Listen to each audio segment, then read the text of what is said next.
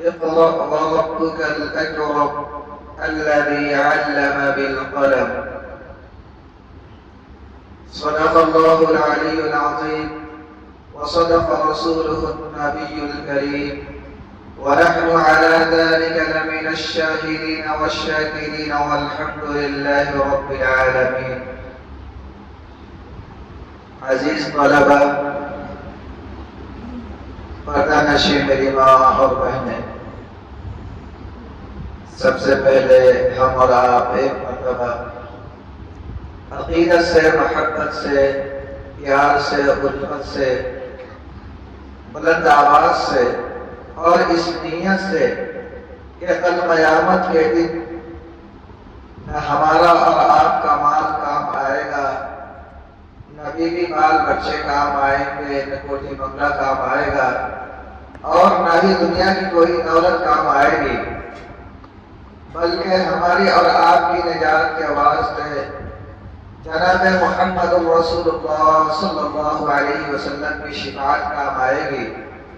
تو جس کو جتنا ہی زیادہ سرکار دو عالم صلی اللہ علیہ وسلم سے محبت ہے، پیار ہے، الفت ہے، اتنے ہی بلند آواز سے ایک مرتبہ درود شریف پڑھیں. اللہم صلی علی محمد وعلی آل محمد كما صليت على إبراهيم وعلى آل إبراهيم إنك حميد مجيد. اللهم بارك على محمد وعلى آل محمد كما باركت على إبراهيم وعلى آل إبراهيم إنك حميد مجيد. آج کا یہ پروگرام یہ بہت ہی اہمیت کا حامل ہے.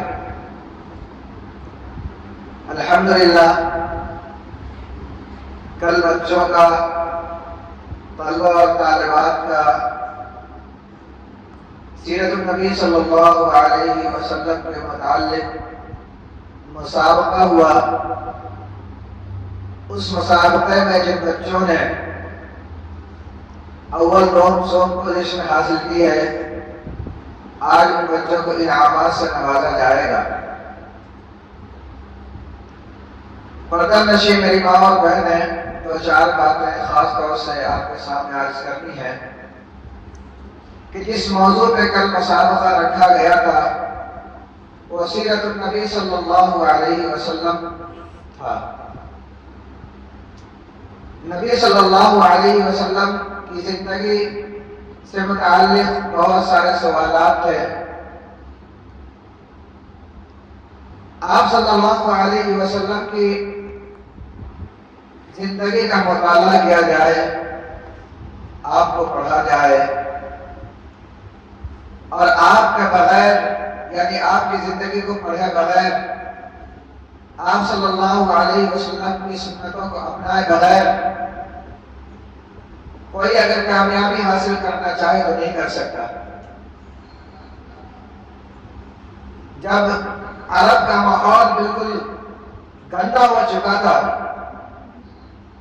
انسان تھے لیکن انسانیت باقی نہیں تھی، لوگوں کے اندر درندگی سما چکی تھی، بھائی بھائی کا دشمن تھا، لوگ ایک دوسرے کے خون کے پیاسے تھے، لوگوں کے اندر علم نام کی کوئی چیز باقی نہیں تھی، لوگوں کو زندگی گزارنے کا طریقہ تک نہیں معلوم تھا، صرف انسانیت کا جسم تھا لیکن ان کے اندر سے انسانیت نکل چکی تھی، اور وہ لوگ جانوروں جیسی زندگی گزارتے تھے. اس ظلمت اور تاریکی کے زمانے میں جبکہ پورا عرب کا ماحول گندا اور خراب ہو چکا تھا، ایسے وقت میں جبکہ خون کی ندیاں بہہ رہی تھی، انسانیت ایک دوسرے کے پیار کو ترس رہی تھی، کوئی کسی کے حقوق کو ادا کرنے کو تیار نہیں تھا، ایسے گندے ماحول میں، ایسے ظلمت کے ماحول میں، ایسے تاریکی ماحول میں اللہ تعالیٰ نے سرکار دو عالم صلی اللہ علیہ وسلم کو مبعوث ہمارے اور آپ کے درمیان کیا، اور صرف آپ کو مبعوث ہی نہیں کیا، بلکہ خود سرکار دو عالم صلی اللہ علیہ وسلم نے ارشاد فرمایا وَإِنَّمَا بُعِثْتُ مُعَلِّمًا، میں معلم کی حیثیت سے مبعوث کیا گیا ہوں۔ معلم بولتے ہیں سکھانے والے کو، پڑھانے والے کو، علم دینے والے کو۔ چنانچہ آپ صلی اللہ علیہ وسلم کو اللہ تعالی نے دنیا میں بھیجا کہ جائیں لوگوں کو قرآن کی تعلیم دے، لوگوں کو سیدھے راستے کی تعلیم دے۔ جو لوگ اللہ کو چھوڑ کر کے غیر اللہ کی پوجا پاٹ کر رہے ہیں، جو لوگ راہ راست سے ہٹ چکے ہیں، اور جو لوگ انسان کا صرف جسم رکھتے ہیں لیکن ان کے اندر سے انسانیت نکل چکی ہے، ان کو انسانیت کا درس دیا جائے، انسانیت کا سبق سکھلایا جائے، ان کے اندر بھائی چارگی، محبت، اخوت، ایک دوسرے کے حقوق کو پہچاننے کا مادہ رکھا جائے۔ ان تعلیمات سے ان کو آراستہ اور پیراستہ کیا جائے، ان کو علم سکھایا جائے۔ یہی وجہ ہے کہ سرکار دو عالم صلی اللہ علیہ وسلم پر جب سب سے پہلی جو وحی نازل ہوئی وہ کون سی وحی تھی، وہ کون سی آیت کریمہ تھی؟ وہ آیت کریمہ تھی اقرأ باسم ربک الذی خلق، خلق الانسان من علق، اقرأ وربک الاکرم الذی علم بالقلم۔ آپ صلی اللہ علیہ وسلم پر سب سے پہلی جو وحی نازل ہوئی یہ پڑھنے کے متعلق، علم کے متعلق، گیان کے متعلق نازل ہوئی۔ چنانچہ اللہ تعالیٰ نے آپ صلی اللہ علیہ وسلم کے پاس حضرت جبرائیل امین کو بھیجتے ہیں، اور حضرت جبرائیل امین آتے ہیں آپ صلی اللہ علیہ وسلم کے پاس، اس آیت کی تلاوت کرتے ہیں اور کہتے ہیں اقرأ۔ نبی صلی اللہ علیہ وسلم سے فرماتے ہیں اقرأ۔ آپ صلی اللہ علیہ وسلم کہتے ہیں میں تو پڑھا ہوا نہیں ہوں، میں پڑھنا نہیں جانتا، لیکن اس طریقے سے تیسری مرتبہ جب کہا جاتا ہے اللہ تعالیٰ پھر آپ صلی اللہ علیہ وسلم کے اندر وہ قوت، وہ پڑھنے کی صلاحیت عطا فرماتے ہیں، اور پھر حضرت جبرائیل علیہ السلام آپ کو سینے سے چمٹاتے ہیں، سینے سے لگاتے ہیں۔ چنانچہ پھر آپ صلی اللہ علیہ وسلم پڑھتے ہیں اقرأ باسم ربک الذی خلق۔ اس آیت کا ترجمہ یہی ہے کہ آپ پڑھیے اپنے رب کے نام سے جس نے ساری کائنات کی تخلیق کی، جس نے پوری دنیا کو بنایا، جس نے پوری دنیا کو پیدا کیا۔ چنانچہ اس آیت سے علم کا مرتبہ، علم کا مقام معلوم ہوتا ہے کہ اگر انسان کے اندر علم نہیں ہے تو پھر انسان صرف وہ جسم سے انسان ہے، باقی اس کے اندر حیوانیت ہے۔ اگر انسان کے اندر علم نہیں ہے تو علم کے بغیر انسان اندھا ہے، وہ صحیح راستہ چل نہیں سکتا۔ چنانچہ قرآن کریم میں ایک دوسری جگہ اللہ تعالیٰ نے ارشاد فرمایا هل يستوي الذين يعلمون والذين لا يعلمون، کیا وہ لوگ جو علم رکھتے ہیں، جو قرآن و سنت کو جانتے ہیں، جو رسول اللہ کے فرمان کو جانتے ہیں، جو اللہ تعالیٰ کے احکام کو جانتے ہیں، کیا وہ لوگ اور جو ان چیزوں سے جاہل ہیں، جن کے اندر نہ قرآن کی تعلیم، نہ سنت کی تعلیم، نہ حدیث کی تعلیم، نہ شریعت کی تعلیم، کیا یہ دونوں برابر ہو سکتے ہیں؟ یعنی جاننے والے اور نہ جاننے والے برابر ہو سکتے ہیں؟ ارے ہو سکتے برابر؟ ارے جاننے والے اور نہ جاننے والے برابر ہو سکتے ہیں؟ نہیں ہو سکتے ہیں، نہیں ہو سکتے ہیں۔ ایک پڑھا لکھا آدمی اس کے اندر سوچنے کی، سمجھنے کی صلاحیت کچھ اور ہوتی ہے، اور ایک غیر پڑھا لکھا آدمی اس کے اندر سوچنے اور سمجھنے کی صلاحیت جو اس کے اندر ہے وہ اس کے اندر نہیں ہوگی۔ یہی بات ہے نا۔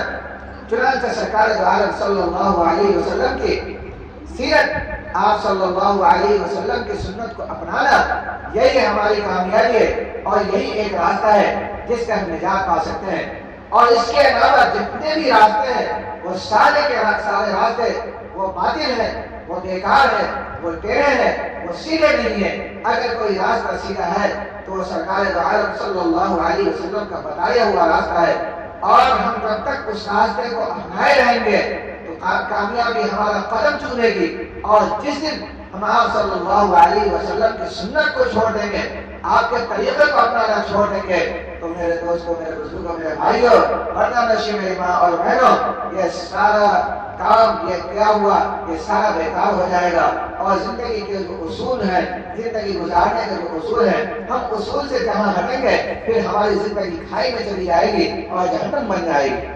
چنانچہ آپ صلی اللہ علیہ وسلم کی سیرت کو لے کر کے کل ہمارے مکتب کا انجمن دار ارقم کا بہترین بچوں کا مسابقہ ہوا۔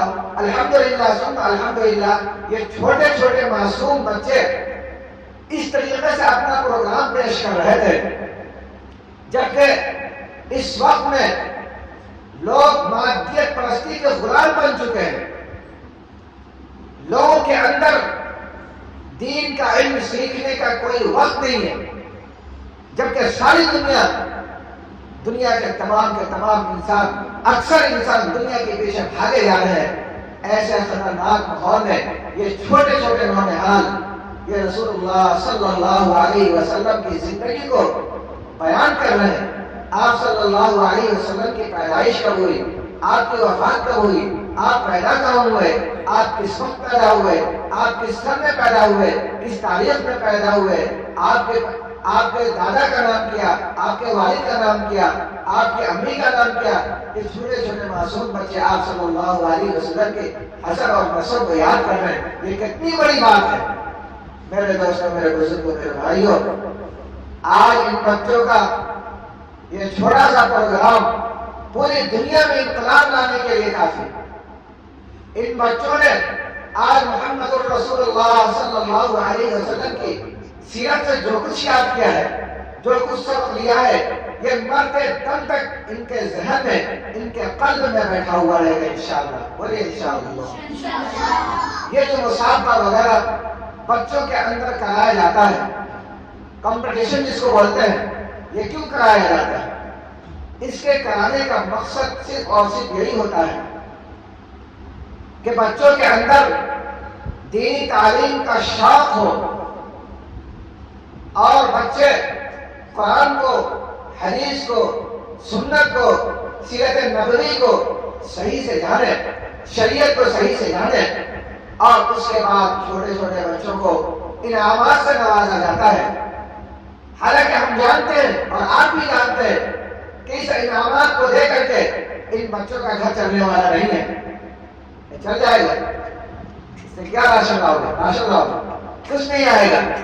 لیکن اس انعامات کو دے کر کے بچوں کی ہمت افزائی کی جاتی ہے، اس کے حوصلے بلند کیے جاتے ہیں، اور بچوں کے اندر ایک جذبہ، ایک امنگ اور ایک جوش اور ایک ولولہ پیدا کیا جاتا ہے کہ آج بچے کو یہاں پہ چند لوگوں کے سامنے انعامات سے نوازا جائے گا، اور بچوں کے اوپر دست شفقت، محبت کا ہاتھ رکھا جائے گا، تو وہ بچے آنے والے وقت میں پھر اپنے آپ کو اور زیادہ آگے بڑھانے کی کوشش کریں گے۔ اس کا مقصد یہی ہوتا ہے۔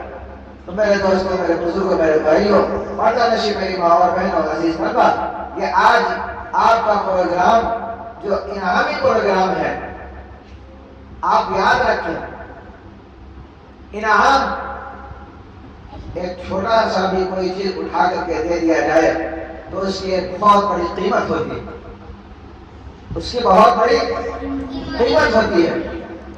وہ انعام آپ کی قابلیت کی دلیل ہوتی ہے۔ کیا چیز کی دلیل ہوتی ہے؟ آپ کے قابل ہونے کی، آپ کے اچھا ہونے کی، آپ کے بہتر ہونے کی دلیل ہوتی ہے۔ چنانچہ آج جو یہ پروگرام سجایا گیا ہے، جن بچوں نے جس طریقے سے محنت کی ہے، آج اس کو محنت کا پھل، محنت کا نتیجہ دیا جائے گا۔ اور یاد رکھیں، جن بچوں کو انعام نہیں ملا تو وہ دل کو چھوٹا نہ کریں، ارے وقت چلا نہیں گیا ہے، بلکہ وہ محنت کریں اور آنے والے پروگرام کے لیے وہ تیار رہیں، اپنے آپ کو تیار کریں کہ جس طریقے سے آج ہمارا ساتھی، ہماری سہیلی جس طریقے سے انعام لے کر کے جا رہا ہے یا جا رہی ہے، کل محنت کر کے ہم اس کو پیچھے چھوڑیں گے اور ہم انعام لیں گے۔ ارے سارے لوگ ایسی کوشش کریں گے نا؟ بولے انشاءاللہ۔ آج جاؤ، کون کوشش کرے گا؟ اچھا، یہ لوگ کوشش نہیں کریں گے، سب کریں گے کوشش، سب محنت کریں گے. جن کو انعام ملے گا اس کو دعاؤں سے نوازیں گے. جن کو انعام نہیں ملے گا وہ لوگ سب اپنے لیے دعا کریں گے. اور جن کو انعام ملے تو وہ اپنے آپ کو بہت بڑا نہ سمجھیں، بلکہ وہ پیچھے والے کو دھیان دیں کہ کہیں ایسا نہ ہو کہ آنے والے وقت میں وہ مجھے پیچھے کر دے. تو جن کو انعام ملے وہ غفلت میں نہ بیٹھ جائے اور محنت کو نہ چھوڑ دیں. اور جن کو انعام نہیں ملے تو وہ ایسا نہیں ہے کہ وہ محنت ہی چھوڑ دیں کہ بھائی کچھ نہیں کر سکتے. گرتے ہیں شہسوار ہی میدان جنگ میں، گرتے ہیں شہسوار ہی میدان جنگ میں، وہ تتلی کیا گرے جو گھٹنوں کے بل چلے. میدان جنگ میں جو بہادر اور پہلوان ہوتا ہے لڑنے کے لیے وہی جاتا ہے کہ ماں کی گود کا بچہ لڑنے کے لیے جاتا ہے. ارے امی کی گود میں جو بچہ ہوتا ہے وہ جاتا ہے میدان جنگ میں لڑنے کے لیے؟ نہیں جاتا ہے. جاتا ہے تمہارا میدان نہیں جاتا ہے. ہاں چھوٹے بچے کیا کریں گے میدان جنگ. تو اسی لیے پڑھنے والا اور پڑھنے والی آپ لوگ ہیں کہ آپ ہی میں سے کوئی فرسٹ لائے گا، کوئی سیکنڈ، کوئی تھرڈ لائے گا اور اسی میں سے کوئی فیل بھی ہوگا. لیکن ایسا نہیں کہ جو ایک مرتبہ فیل ہو گیا وہ ہمیشہ فیل ہی ہوتا رہے گا اور جو ایک مرتبہ پاس ہو گیا ہمیشہ پاس ہی ہوتا رہے گا. بلکہ وَتِلْكَ الْأَيَّامُ نُدَاوِلُهَا بَيْنَ النَّاسِ، دن اور رات گردش کرتے ہیں، کبھی اس کے ساتھ کبھی اس کے ساتھ، کبھی اچھائی کبھی برائی. بہرحال ہم سب کو اچھائی کا راستہ اپنانا ہے. بہرحال میں انہیں چند باتوں پر اپنی باتوں کو ختم کرتا ہوں اور دعا کرتا ہوں اللہ پاک سے کہ اللہ پاک زیادہ سے زیادہ اس انجمن کو خوب ترقیات سے نوازے. آمین. وآخر دعوانا الحمد للہ رب العالمین.